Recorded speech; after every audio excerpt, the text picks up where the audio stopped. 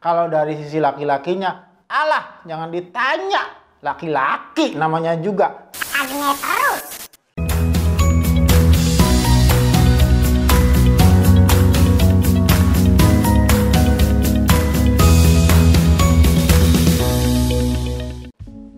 Assalamualaikum warahmatullahi wabarakatuh. What's up guys? Jumpa lagi dengan saya Ustadz guys. Seperti biasa dalam konten Maljum, malam Jumat bersama dengan Ustadz guys. Jadi gini guys, baru-baru ini ada sebuah artikel dari jurnal kesehatan yang menyebutkan sebuah fenomena yang cukup mengherankan bagi kita semua, bahwa ternyata seorang perempuan yang sedang haid itu tingkat libidonya ataupun hasrat seksualnya itu justru meningkat pada saat dia sedang haid. Alasannya kenapa? Ya Anda baca sendirilah ya artikel tersebut. Kapasitas saya hanya sebagai seorang pembaca artikel tersebut tidak bisa menerangkan lebih lanjut. Tetapi bagaimanapun juga ini fenomena yang cukup menarik. Perempuan sedang haid ternyata libidonya itu meningkat. Nah, pertanyaannya adalah bagaimana dengan cara memuaskan seorang perempuan yang sedang dalam masa haid. Itu dari sisi perempuannya. Kalau dari sisi laki-lakinya, alah jangan ditanya. Laki-laki namanya juga. Agne terus.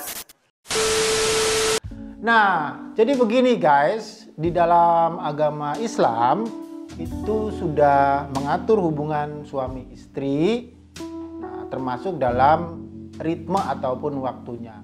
Jelas-jelas sama-sama kita ketahui tentu saja bahwa ketika seorang perempuan itu sedang haid, maka tidak boleh melakukan hubungan suami istri, coitus interruptus ataupun jima.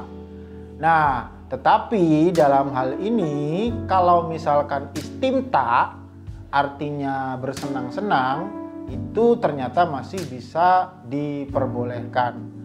Yang dimaksud sebagai istimta itu bolehlah kita definisikan atau kita artikan itu sebagai bercumbu. Nah, area mana saja yang boleh dicumbui ketika seorang perempuan itu sedang menstruasi atau haid? Dalam hal ini ada dua pandangan yang paling mainstream ataupun yang paling umum.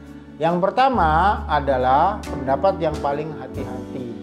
Ini berdasarkan pada hadis juga, bahwasanya Rasulullah SAW pernah menyatakan ketika istri kalian sedang haid, maka kalian tidak boleh menyerang area bainas surrah warukbah, area antara pusar sampai dengan lutut. Maka ketika Anda bercumbu dengan istri Anda yang sedang haid untuk daerah di atas pusar, maka itu diperbolehkan. Sekedar ciuman ataupun pelukan dan lain sebagainya, ataupun meremas payudara dan lain sebagainya, itu masih tetap diperbolehkan.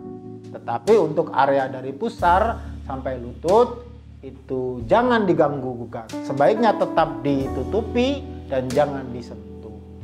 Namun ada juga pendapat yang mengatakan bahwa semuanya itu diperbolehkan kecuali menyerang daerah itu. Artinya kecuali memasukkan alat kelamin laki-laki ke dalam alat kelamin perempuan yang sedang haid tersebut.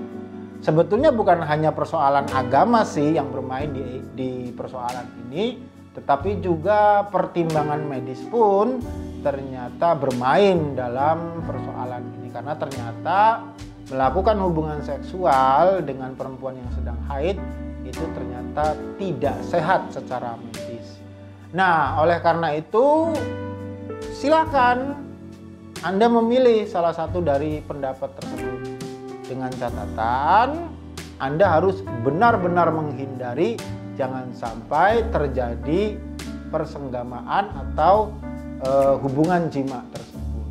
Nah, apabila ternyata Anda masih bisa menahan, meskipun Anda menyerang atau bercumbu di daerah-daerah yang lainnya, maka sah-sah saja kalau Anda melakukan itu. Yang penting Anda jangan melakukan keluar masuknya tersebut. Anda boleh memilih qaul ataupun pendapat yang mengatakan bahwa area antara pusar sampai lutut tidak diperbolehkan karena Anda berhati-hati. Anda boleh memegang qaul tersebut. Atau misalkan Anda memegang qaul yang mengatakan bahwa isna'u kulla syai'in illal jima, lakukan segala sesuatu kecuali hubungan suami istri itu ataupun jima itu, Anda mencumbui daerah-daerah yang lainnya selain daerah farji atau alat kelamin perempuan tersebut, ya maka itu sah-sah saja. Barangkali itu yang bisa saya sampaikan terkait bagaimana cara pemuasan libido ataupun pemuasan syahwat, entah itu dari pihak laki-laki, suami, ataupun dari pihak perempuan, istri, ketika istri itu sedang berada dalam kondisi haid. Semoga bermanfaat bagi kita semua, dan jangan lupa untuk tetap romantis dengan suami atau istri Anda. Saya Ustadz guys, wassalamualaikum warahmatullahi wabarakatuh.